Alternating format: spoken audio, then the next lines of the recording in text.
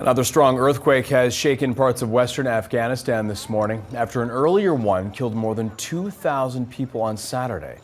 The epicenter of the 6.3 magnitude earthquake was about 28 kilometers outside Herat.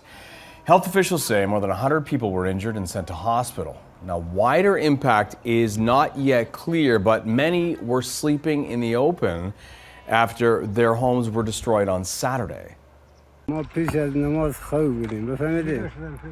یک دم دیدیم که ما تکون داشت خیلی تکون داشت اما تو جکر زد از جا خوبی ششتیم چون به داخل خیمه بودیم نبودیم داخل دیوالا نبودیم اصلا نمیکردیم داخل دیوالا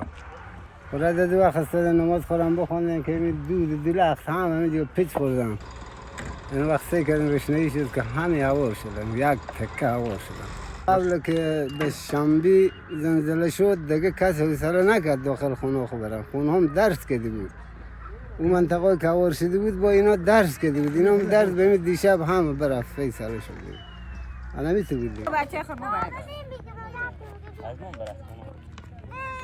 بترسید من که خونه بترسید من از این خونه تا ترسیدم تا غلطی تو برفتیم تو اوستا این کودک ها من برام قش کشتره اونجا بیشتیم بوی قش که بیام پس به خونه یای صبح هم که بود خانه کم که بودم صبح